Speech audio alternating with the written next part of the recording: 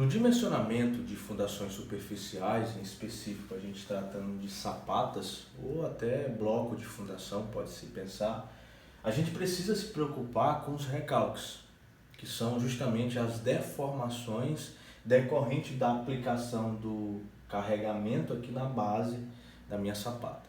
Então vejam, duas sapatas, aqui eu posso denominar de sapata 1 e sapata 2, chegando em cada uma delas um determinado carregamento, né, proveniente aí da superestrutura. Quando esse carregamento chega e se distribui na minha sapata, e essa sapata realiza a distribuição na base dela, desse carregamento, vai acontecer uma deformação do solo, que é o recalque. Inclusive a gente pode ter praticamente aí 3 tipos de recalques.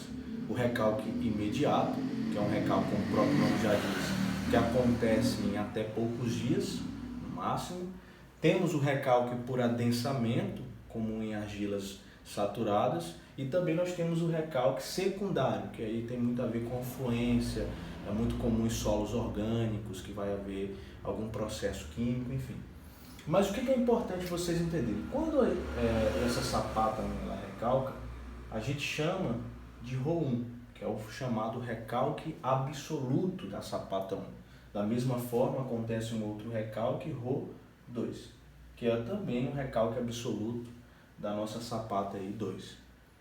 A diferença dos dois recalques é chamado de recalque diferencial,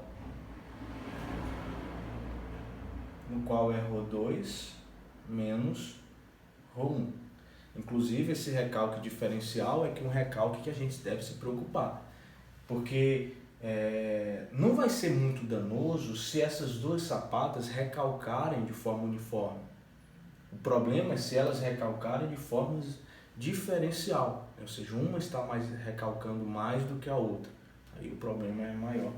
Mas um outro parâmetro que é muito mais importante que o recalque diferencial e que tem aplicações gigantescas, não só em fundações superficiais, mas em fundações profundas, de tal forma que a gente consegue até avaliar o desempenho de uma edificação, é o chamado recalque distorcional, dado por beta, que ele nada mais é do que o recalque diferencial dividido pelo vão, o vão entre as duas sapatas. Esse recalque, que é o recalque distorcional, ele leva em conta, pessoal, a flexibilização da estrutura. Ou seja, quanto a minha estrutura é flexível.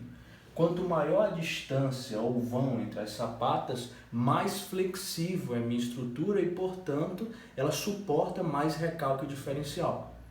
Então, para você ter uma ideia, imagine essas duas sapatas sofrendo recalque absoluto Rho1 e a sapata 2 Rho2.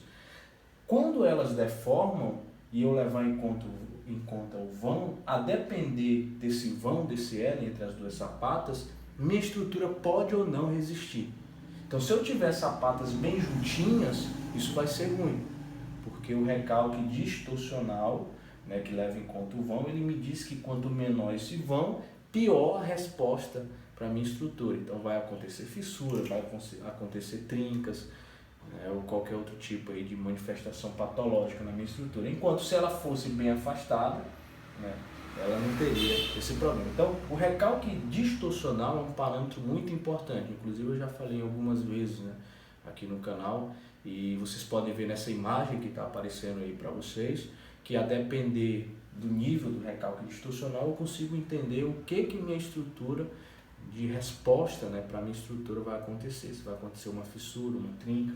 Tá? Em geral, eu particularmente, eu uso 1:500, que é um recalque distorcional considerado bom, na minha opinião. Alguns outros autores vão dizer que é 1.300, é 1:300, 1:250, mas eu particularmente nos projetos, eu utilizo 1:500, sendo um recalque aí admissível, um recalque distorcional.